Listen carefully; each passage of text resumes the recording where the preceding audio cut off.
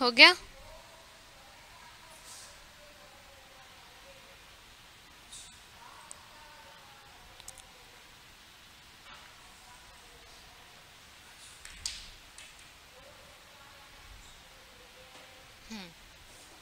चलो आ जाओ आप लोग जल्दी से सब।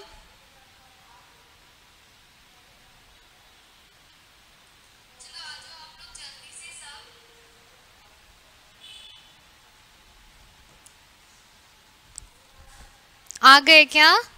एक बार अटेंडेंस दे दो। कितने लोग आ गए हो आप लोग? आज मेरा फर्स्ट पीरियड है, इंग्लिश पढ़ेंगे। सॉरी मैं होमवर्क नहीं डाल पाई, एक्चुअली मेरी थोड़ी तबीयत ठीक नहीं है, इस वजह से मैं थोड़ा सा होमवर्क नहीं दे पाई। आज दो चार जो है रूल और पढ़ लेते हैं, फिर एक साथ मैं दे देती हूँ, ठीक है?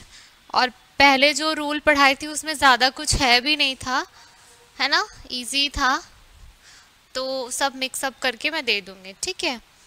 तो आप लोग सब आ गए हो क्या? गुड इवनिंग सभी को, जल्दी आ जाइए।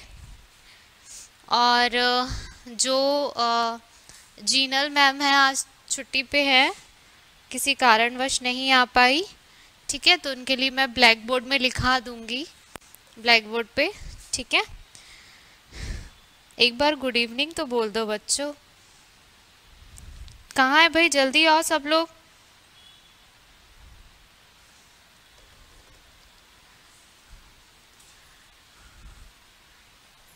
चलो स्टार्ट करते हैं, ठीक है?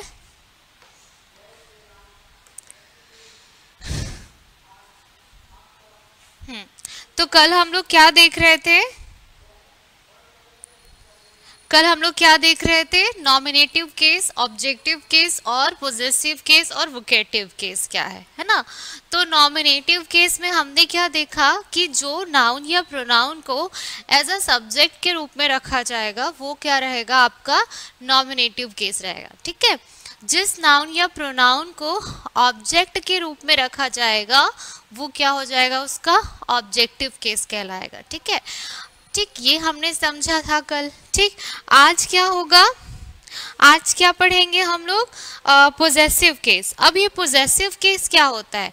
पोजेसिवनेस ही का ही मतलब क्या होता है कि आप किसी सामने वाले पे या किसी चीज में अपना एकाधिकार जमा रहे हो, अधिकार जमा रहे हो, है ना? मतलब जैसे कि मेरे पास ये पेन है तो मैं क्या बोलूंगी?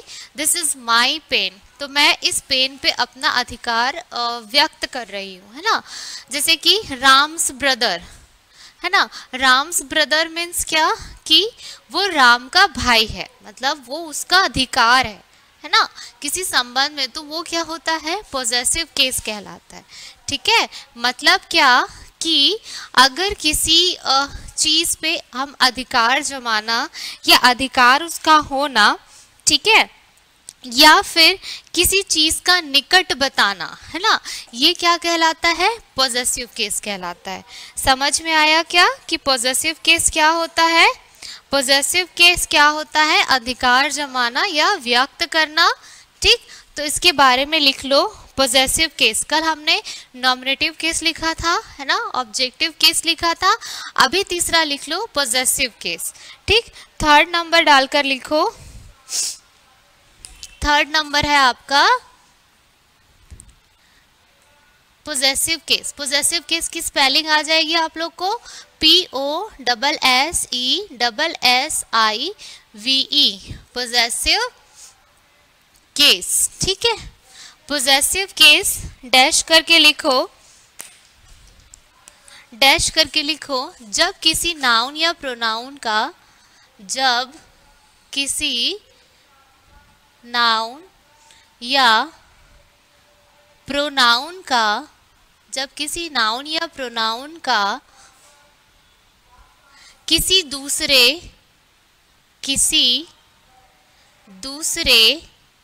नाउन या किसी दूसरे नाउन या प्रोनाउन का निकट संबंध हो, निकट संबंध हो या अधिकार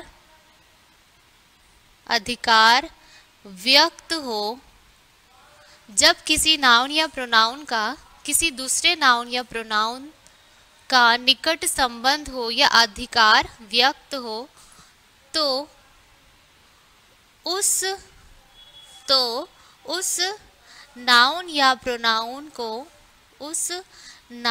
प्रोनाउन को पोजेसिव केस में रखते हैं, पोजेसिव केस में रखते हैं। ठीक है, समझ में आया? अब एग्जाम्पल देखते हैं तो उससे आप लोगों को समझ में आ जाएगा। ठीक है, एग्जाम्पल लिखो। क्या बताई थी मैं? एग्जाम्पल लिखो, जैसे कि माई पेन। ठीक, माई पेन मेरा कलम है, मतलब क्या कि मैं उस पेन पे अपना अधिकार व्यक्त कर रही हूँ। My pen. ठीक, माई पेन, ये पहला एग्जाम्पल है। दूसरा लिखो, राम्स ब्रदर। राम लिखना ऊपर में एपिस्ट्रॉफी लगाना। एपिस्ट्रॉफी क्या होता है जानते हैं ना? एक ऊपर में सिंगल कॉमा जो रहता है, ठीक, इन्वर्टेड कॉमा, एक सिंगल वाला, राम्स।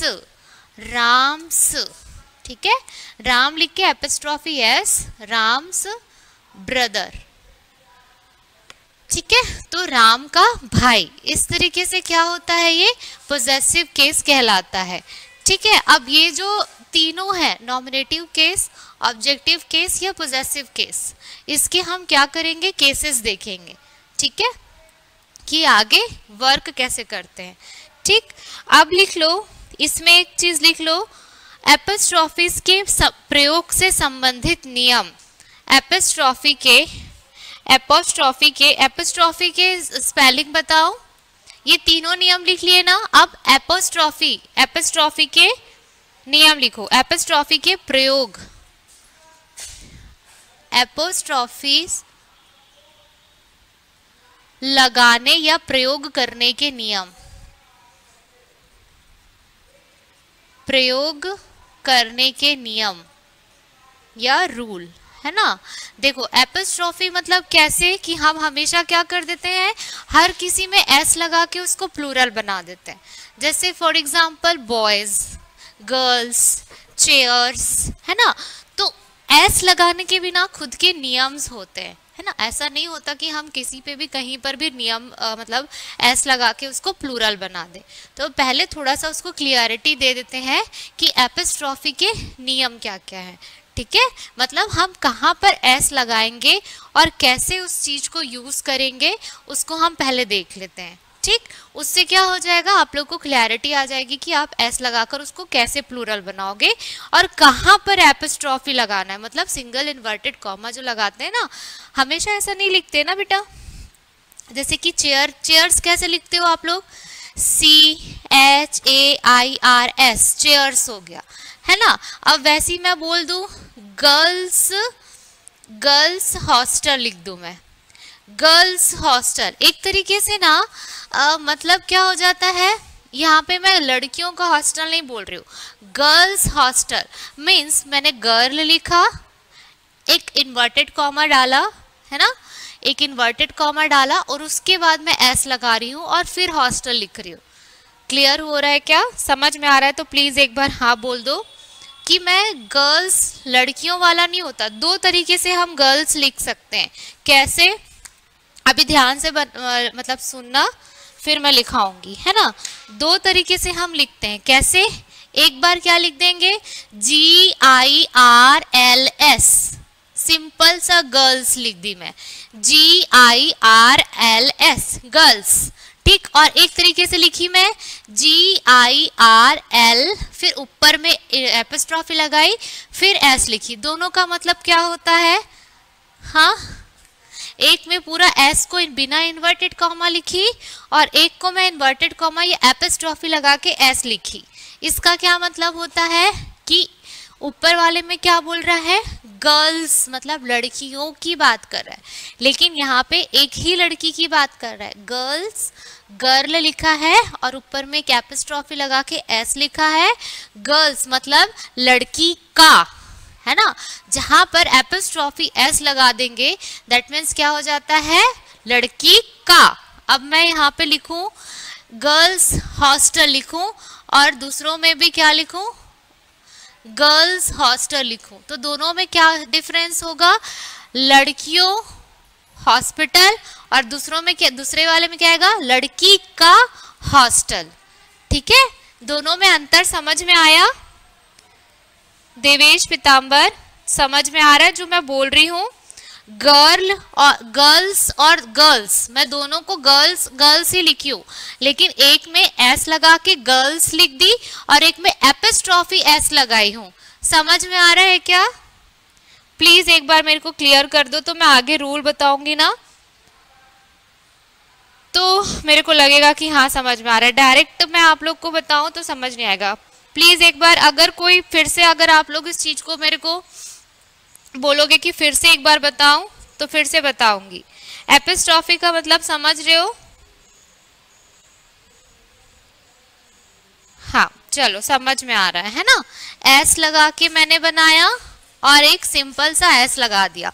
चलो, तो एपिस्ट्रॉफी लगाने के या प्रयोग करने के नियम, ठीक है। पहला नियम लिखो कि कैसे एस लगाते हैं और कहां पे लगाते हैं। पहला नियम लिखो, पहला लिखो, मुख्य रूप से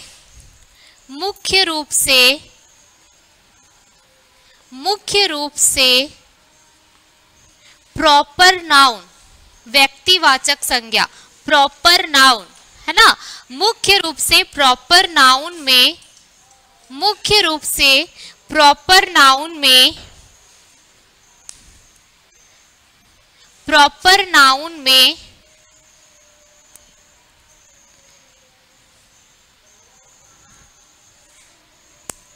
या प्रॉपर नाउन के अंत में, प्रॉपर नाउन के अंत में, मुख्य रूप से प्रॉपर नाउन में या प्रॉपर नाउन के अंत में एपोस्ट्रॉफी, एपोस्ट्रॉफी का स्पेलिंग APOSTRO,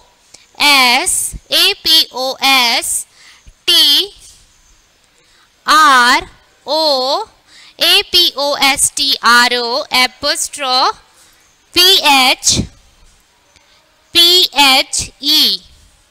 PHE, फिर एक ऊपर में इन्वर्टेड कॉमा और एस लिख देना। ठीक है, हो गया क्या? एपिस्ट्रॉफी एस,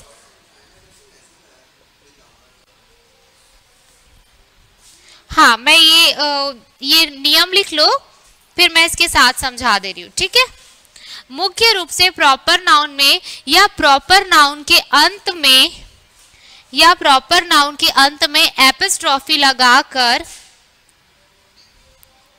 पोजेसिव केस बनाते हैं, पोजेसिव केस बनाते हैं। ठीक है, कैसे? अब ये प्रॉपर नाउन मीन्स क्या? व्यक्तिवाचक संज्ञा। व्यक्तिवाचक संज्ञा क्या मतलब? लोगों के नाम, है ना, सजीव चीजें, प्रॉपर। ठीक है, तो एग्जाम्पल लिखो, एग्जाम्पल,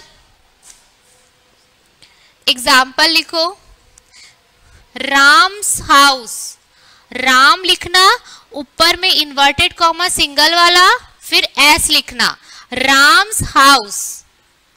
ठीक है, राम्स हाउस, RAMS कोई नहीं लिखेगा, RAM ऊपर में सिंगल इन्वर्टेड कॉमा जिसको एपिस्ट्रॉफी बोलते हैं, ठीक, उसके बाद एस लगाओगे और फिर लिखोगे हाउस, HOUSE, हाउस। ठीक, समझ में आया क्या कि प्रॉपर नाउन में कैसे लगता है? Single inverted comma NS। ठीक है, समझ में आ रहा है? राम्स हाउस, इतना क्लियर हुआ? राम्स में कैसे लिखी हूं, क्लियर हुआ क्या?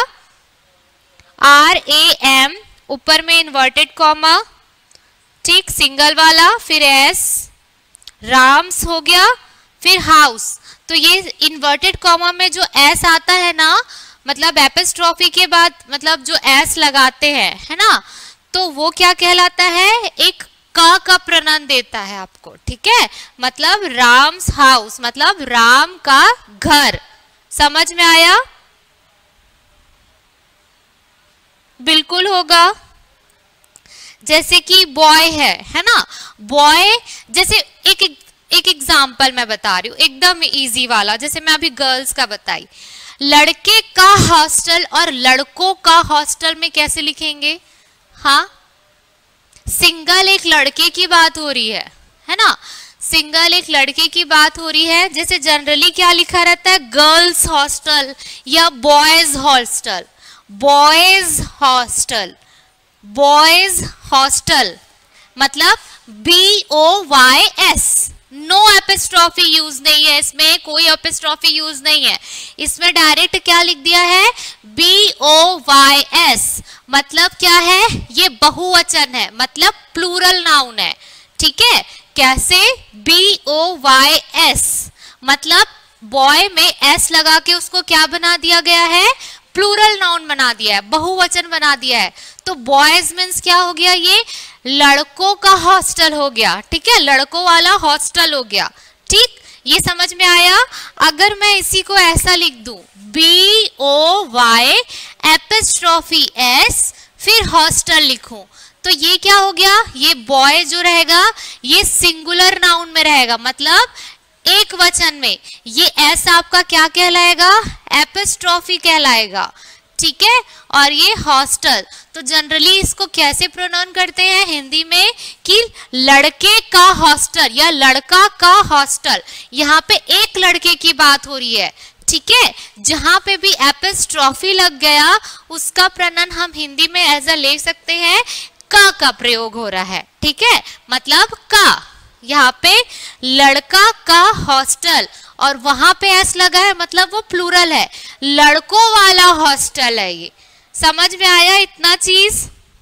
पीतांबर एपिस्ट्रॉफी एस और एक एस लगा के प्लूरल बनाने वाला रूल समझ में आया?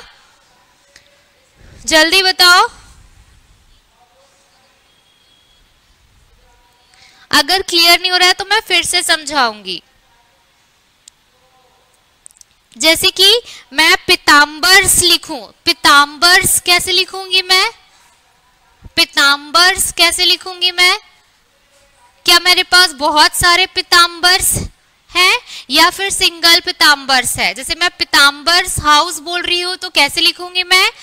पीतांबर लिखूंगी, एपिस्ट्रॉफी लगाऊंगी, एस लगा दूंगी, हाउस लिख दूंगी, मतलब यहाँ पे क्या आएगा? पीतांबर का घर। अगर मैं वही बोल दूं आई हैव मतलब मोर पीतांबर्स, मतलब मेरे पास बहुत सारे पीतांबर हैं, तो अगर एक साथ उसमें एस लग गया मतलब वो प्लूरल हो गया, एपिस्ट्रॉफी एस हो गया मतलब वो का हो गया। समझ में आया? ओके, चलो आगे बढ़ूं क्या? तो ये पहला रूल था कि किसी भी सजीव या किसी प्रॉपर नाउन में व्यक्तिवाचक संज्ञा में एपिस्ट्रॉफी एस लगा दे रहे हैं मतलब वो प्रॉपर नाउन जो रहेगा, राम जो सब्जेक्ट रहेगा वो सिंगुलर है, उसमें एस लगा के हम उसको प्लूरल नहीं बनाए हैं, बहुवचन नहीं बनाए हैं। उसका मतलब यह है कि राम एक ही है, वो उसका घर है, राम का घर, राम एपिस्ट्रॉफी एस और हाउस, राम का घर। समझ में आ गया? ठीक है। अब ये सिंगुलर में एस लगा दिए तो ये क्या हो गया आपका? का प्रोनाउन हो गया। अगर यही मेरे को बहुत सारे लोगों का घर मेरे को बताना है तो दूसरा वाला रूल लिखो, दूसरा रूल लिखो। पहला हो गया था ना, रूल नंबर 2 लिखो, रूल नंबर 2। ये सबको ना लिखते जाओ, ठीक है, बहुत इंपॉर्टेंट है ये। एक बुक से आप लोग को ये सारी चीजें नहीं मिलेंगी, है ना, तो ध्यान से उस चीज को पढ़ो, ठीक। समझ में नहीं आ रहा है तुरंत मुझे मैसेज करो, मैं फिर से रिपीट करूंगी, ठीक है। दूसरा रूल लिखो, यदि किसी प्लूरल नाउन के अंत में यदि किसी प्लूरल नाउन के अंत में, प्लूरल नाउन मतलब बहुवचन, है ना, प्लूरल नाउन के अंत में, प्लूरल नाउन के अंत में एस का प्रयोग किया गया हो, एस, प्लूरल नाउन के अंत में एस का प्रयोग किया गया हो तो, किया गया हो तो, किया गया हो तो एपिस्ट्रॉफी का प्रयोग किया।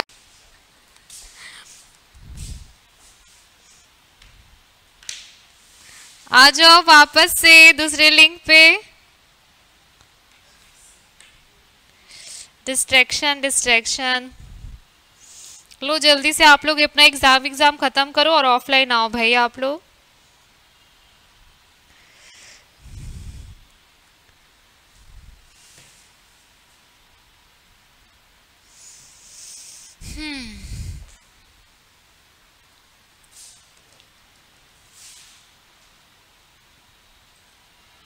जल्दी आइए।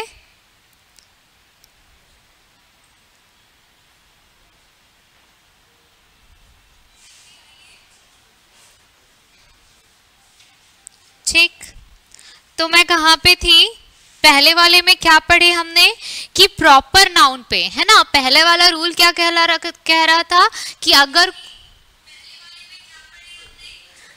अगर किसी प्रॉपर नाउन पे, है ना, अगर किसी प्रॉपर नाउन पे या वो क्या है, सिंगुलर है ना, अगर कोई पॉपुलर बोल रही थी, सॉरी, प्रॉपर नाउन मतलब व्यक्तिवाचक, अगर वो सिंगुलर है, सिंगुलर मीन समझ रहे हो, एक वचन पे है ना, तो उस पे एपिस्ट्रॉफी कैसे लगाएंगे कि जैसे कि किसी का पर्टिकुलर नाम है, इन्वर्टेड कोमा एस लगाएंगे और जो भी आपको लिखना है वो है। लेकिन अगर वही चीज प्लूरल में हो गई तब एपिस्ट्रॉफी कैसे लगाएंगे? मान लो जाए गर्ल्स लिखा हुआ है, ऑलरेडी पहले से ही गर्ल्स लिखा हुआ है, अब उसको हमको एपिस्ट्रॉफी लगाना है तो कैसे लगाएंगे? हाँ, कैसे लगाएंगे बताइए? अगर कोई, यदि कोई प्लूरल नाउन में हो, पहले सिंगुलर था, है ना, लेकिन अगर वही प्लूरल नाउन में हो तो मैं कैसे एपिस्ट्रॉफी लगाऊंगी? हाँ, ऐसे लगाऊंगी क्या, GIRLS, फिर से एपिस्ट्रॉफी लगा के फिर से एस लिखूंगी क्या, गर्ल्स ऐसा लिखूंगी क्या? नहीं, है ना। तो यहाँ पर मैं कैसे करूंगी, GIRLS लगाऊंगी, एपिस्ट्रॉफी लगा दूंगी और ये एस को हटा दूंगी। मैं सिर्फ इन्वर्टेड कॉमा लगाऊंगी, उसके बाद मैं एस नहीं लिखूंगी, ठीक है। अगर कोई प्लूरल नाउन में हो तो, प्लूरल नाउन मतलब बहुवचन में हो तो कैसे? एग्जाम्पल लिखो, एग्जाम्पल लिखो, इसी का रोल नंबर 2 का एग्जाम्पल लिखो। बॉयज हॉस्टल, बॉयज हॉस्टल को मैं कैसे लिखूंगी? BOYS, ऑलरेडी है बॉयज, ये क्या आ गया आपका, प्लूरल नाउन हो गया, मतलब लड़के, बहुत सारे लड़के की बात हो रही है, बॉयज BOYS, उसके बाद मैं एपिस्ट्रॉफी लगाऊंगी और कुछ नहीं करूंगी। समझ में आया क्या? अगर कोई चीज, है ना, या प्रॉपर नाउन आपका किस में हो, प्लूरल नाउन में हो, मतलब ऑलरेडी क्या है, वो बहुवचन में हो, तो मैं एपिस्ट्रॉफी लिखकर एस नहीं लगाऊंगी क्योंकि उसमें ऑलरेडी एस है पहले से। सिंपल सा एक एपिस्ट्रॉफी लगा दूंगी, उससे मुझे ये क्लियर हो जाएगा क्या है ये, कि एपिस्ट्रॉफी यहाँ पे लगा हुआ है। आगे में मैं लिख दूंगी बॉयज एपिस्ट्रॉफी हॉस्टल, मतलब लड़कों का हॉस्टल, लड़के का हॉस्टल। और लड़कों का हॉस्टल में क्या समझ में आया कि वहां पे सिंगुलर की बात हो रही थी और यहाँ पे प्लूरल की बात हो रही है। अब मेरे को यहाँ पे एपिस्ट्रॉफी लगाना है तो सिंपल सा मैं उसमें एक इन्वर्टेड कॉमा लगा दूंगी, एस नहीं लिखूंगी। क्लियर हुआ क्या ये चीज?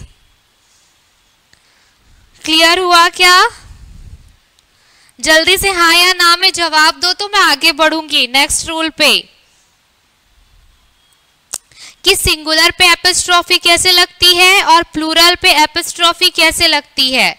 सिंगुलर पे एपिस्ट्रॉफी एस लगेगा, प्लूरल पे सिंपल सा एपिस्ट्रॉफी लगेगा, मतलब एक इन्वर्टेड कॉमा लग जाएगा, उसके बाद एस लिखने की जरूरत नहीं होगी मेरे को। तो आप लोग की हाँ या ना का मैं वेट कर रही हूँ, जल्दी से आगे बढ़ेंगे, बताओ हो गया तो मैं रूल नंबर 3 देखती हूँ। आ गया सबको समझ में? रूल नंबर 3, रूल नंबर 3 लिखो। देवेश समझ में आ रहा है ना? पीतांबर, द्रौपदी आज नहीं है क्या?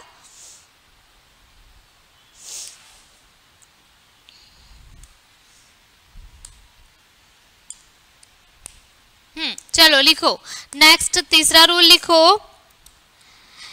यदि किसी प्लूरल नाउन के अंत में, यदि किसी प्लूरल नाउन के अंत में, प्लूरल नाउन के अंत में एस नहीं लगा हो तो, एस नहीं लगा हो तो हम एपिस्ट्रॉफी एस लगाकर उसे पोजेसिव केस बनाते हैं, उसे पोजेसिव केस बनाते हैं। ठीक है, कैसे? एग्जाम्पल लिखते हैं। अब मैं क्या बोल रही हूं, पहले मैं प्लूरल नाउन की, सिंगुलर की नाउन की बात कर दी थी, फिर प्लूरल नाउन में एपिस्ट्रॉफी कैसे लगाना है ये बता दी थी। अब क्या होता है कि कुछ प्लूरल नाउन में एस नहीं लगता है ना। प्लूरल नाउन में समझ रहे हो ना क्या बोल रही हूँ, मतलब बॉयज, गर्ल्स, इस तरीके से ये प्लूरल नाउन है। लेकिन कुछ ऐसे वर्ड होते हैं जिसका क्या होता है, प्लूरल नाउन हो वो तो है लेकिन एस नहीं लगता। जैसे मैन, मैन को अगर मेरे को प्लूरल बनाना हो तो मैंस लिखते हैं क्या? नहीं, उसको कैसे लिखते हैं? जैसे सिंगुलर नाउन में क्या होगा, MAN। अगर वही मैं मैन मतलब बहुत सारे आदमियों की बात कर रही हूँ तो उसका प्लूरल क्या होता है, MEN। इतना पता था क्या?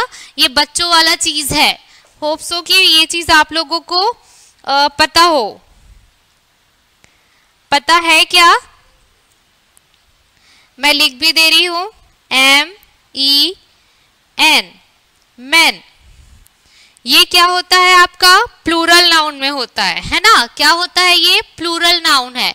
अब यहाँ पे एस है क्या? नहीं, तो इस कंडीशन में क्या लगेगा, हम उसको एपिस्ट्रॉफी एस लगा देंगे।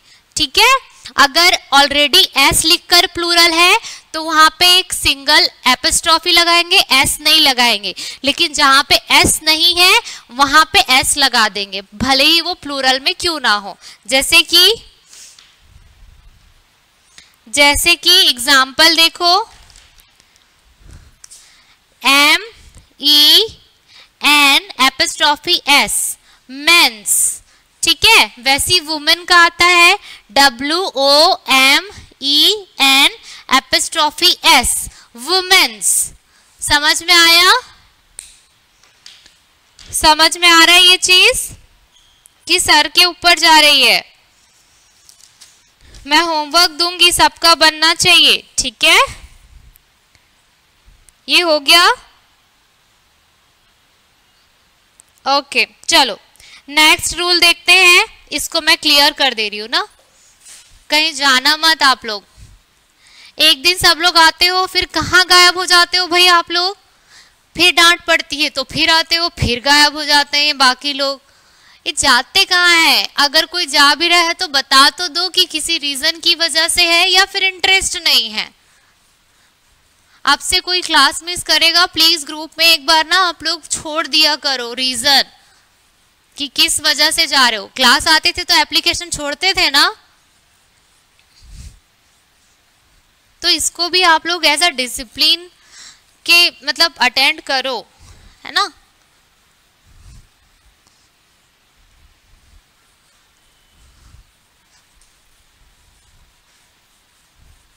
बहुतों का एग्जाम चल रहा है, दिसंबर है तो समझ रहे हैं हम लोग भी, बट इंग्लिश तो ऐसा सब्जेक्ट है ना जो आप लोगों को हर क्लास में काम आएगा। चाहे आप कितना भी डिग्री ले लो, इंग्लिश तो लगेगी। आपका लैंग्वेज सब्जेक्ट हर किसी में रहेगा। ठीक है, चलो आगे बढ़ते हैं। कौन सा था? रूल नंबर 4 लिखो। रूल नंबर 4, रूल नंबर 4,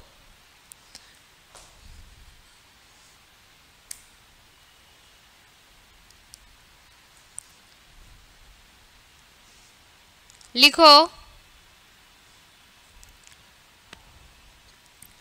संयुक्त अधिकार, रूल नंबर 4, संयुक्त अधिकार, संयुक्त अधिकार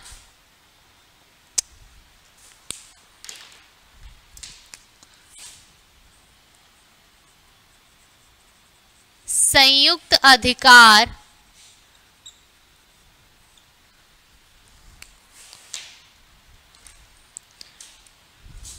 बतलाने के लिए, बतलाने के लिए,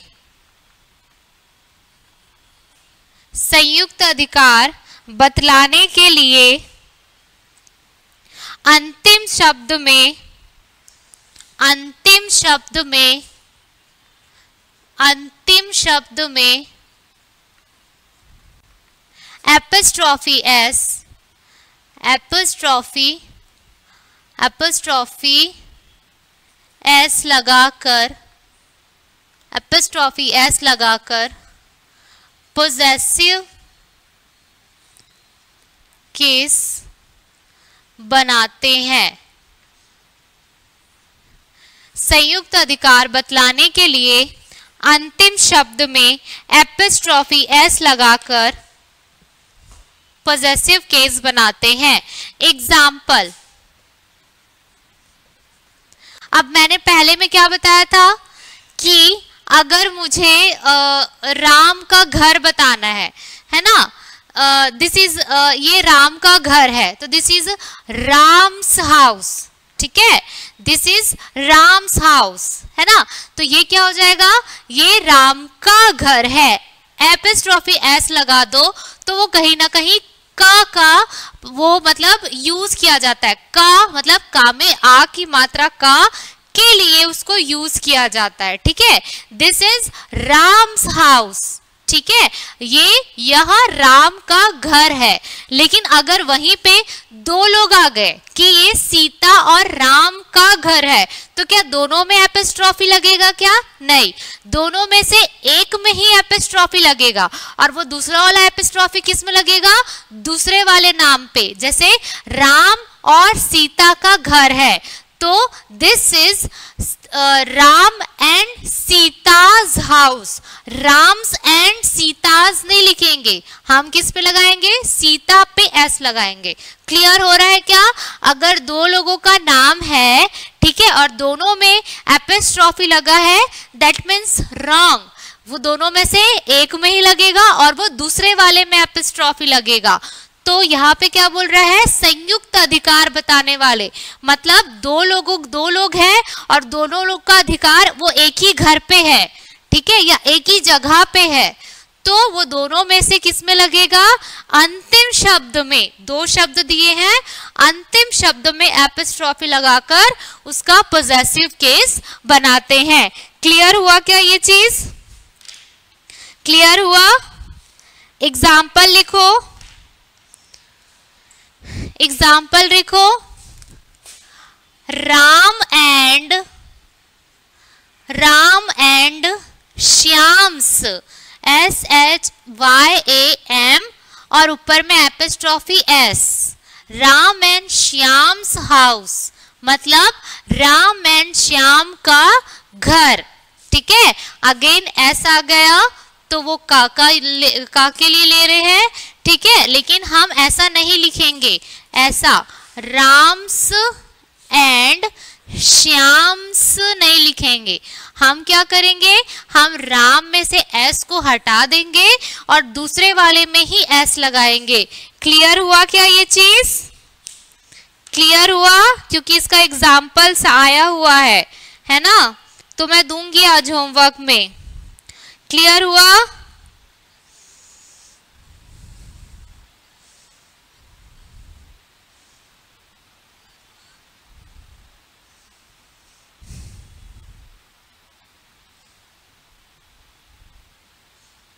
हाँ चलो, कोई डाउट नहीं आ रहा है।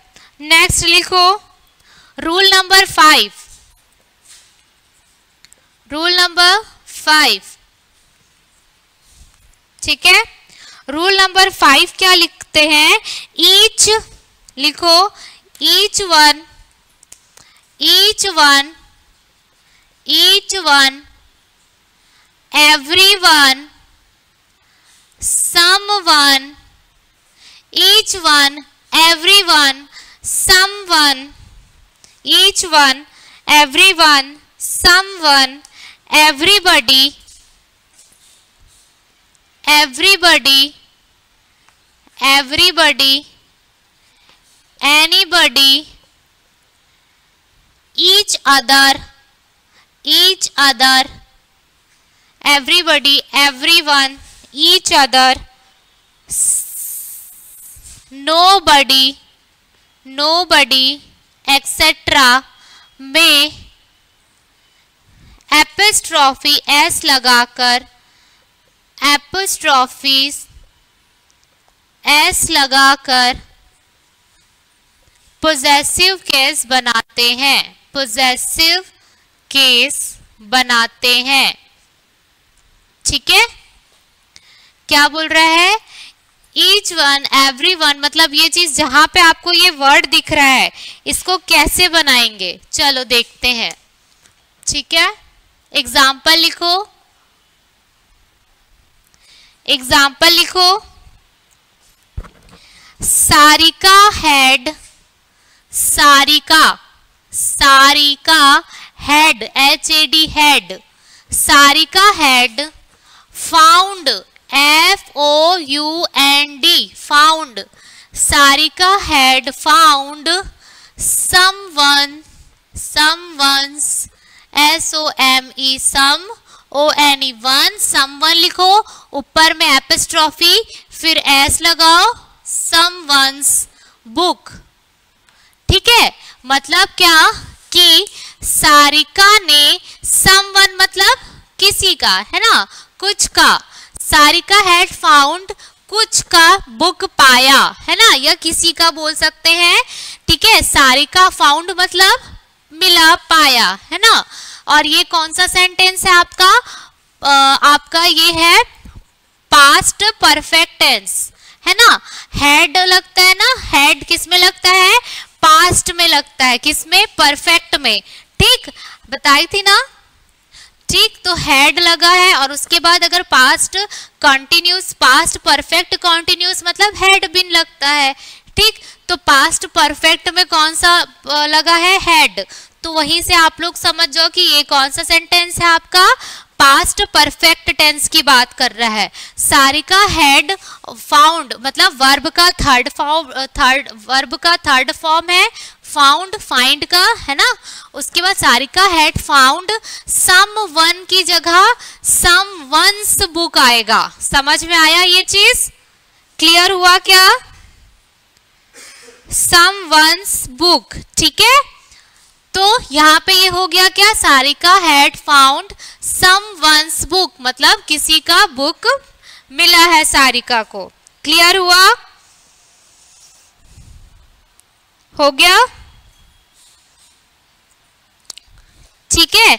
तो देखो आज के लिए इतना ही करते हैं और बाकी का जो है ना ये हमारा नाउन लगभग खत्म हो गया है। आप लोग बताओ कल मैं क्या पढ़ाऊं? प्रोनाउन पढ़ाऊं कि टेंस पढ़ाऊं, क्या पढ़ाऊं? ठीक है, क्योंकि बहुत सारा है तो, और मैं होमवर्क भी दे दूंगी आज, ठीक। तो मैं कुछ कुछ इंपॉर्टेंट रूल ही पढ़ाई हूँ जो आता है, ठीक है। इसी में से एरर आएगा और कुछ एक्स्ट्रा लगेगा तो मैं पढ़ा दूंगी, ठीक है। तो आज के लिए इतना ही करते हैं। जाओ खाना वाला खा लो और 2 मिनट में वापस आ जाना, ठीक। तो चलो गुड नाइट आज के लिए। सर अभी आ ही रहे हैं 2 से 3 मिनट में, ठीक है। चलो गुड नाइट सभी को। गया हो तो हम केवल epistrophe APOS TROPHE APOS TROPHE epistrophe